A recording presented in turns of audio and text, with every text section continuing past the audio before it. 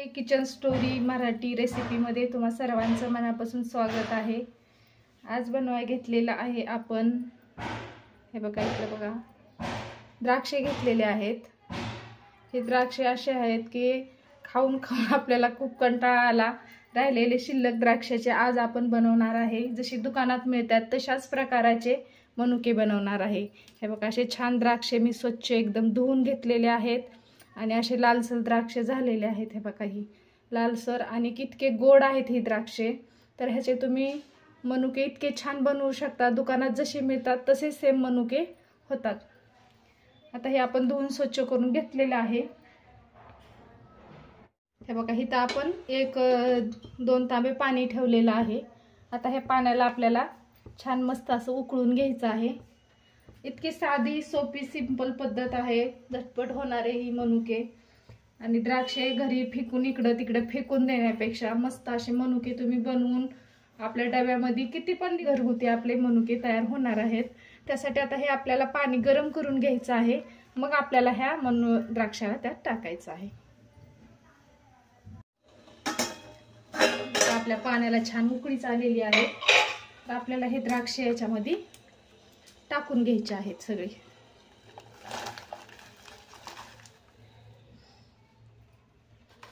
ह्याला थोडंसं आपण हलवून, आणि हे ना द्राक्ष आपले पूर्ण असे शिजवायचे आहेत की ह्याला अशी थोडीशी चीर पडली पाहिजे, असे पोट फुटलं पाहिजे द्राक्षाचं। तोपर्यंत आपल्याला ही द्राक्षे शिजवून घ्यायचे आहे आणि उन्हाला टाकून द्यायचे आहेत।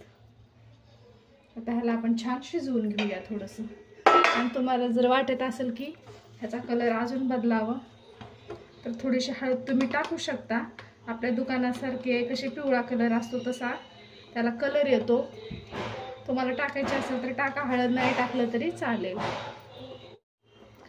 हे बघा द्राक्षे शिजले की त्याचा कलर आपोआप वेगळा होत चाललेला आहे आपल्या द्राक्षाचा। हे छान याला शिजवून घ्यायचे मस्त।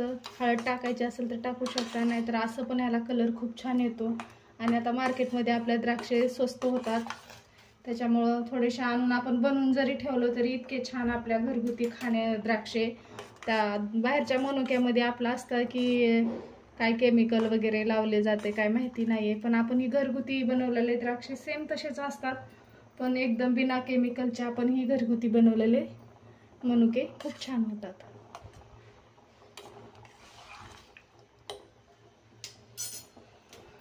तर आपण याला थोडंसं शिजवून घेणार आहे। 1-2 उकळ्या आल्या की त्याचे द्राक्षाचे पोटकी होतात, मग आपण काढून घ्यायचं आहे याला। हे बघा आपले द्राक्ष बघा किती छान मस्त टम्म फुगलेले आहेत एकदम। आता हे फुगले ना त्याचे पोट आपोआप फुटले जातात, मग आपल्याला हे बाजूला काढून घ्यायचं आहे।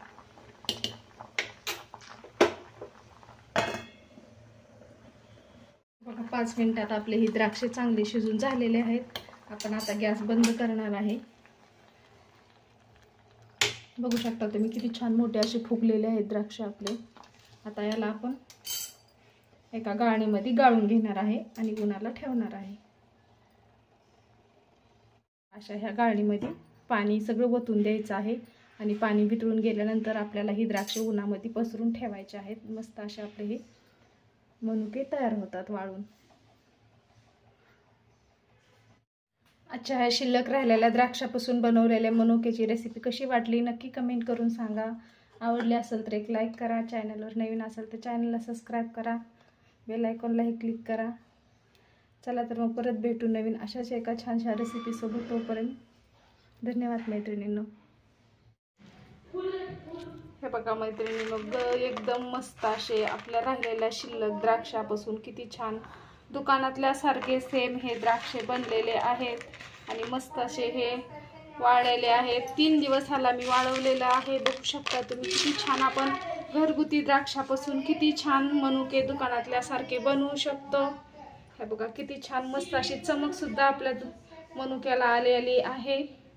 नक्की तुम्ही पण असे द्राक्षे बनवा। चला मग आपण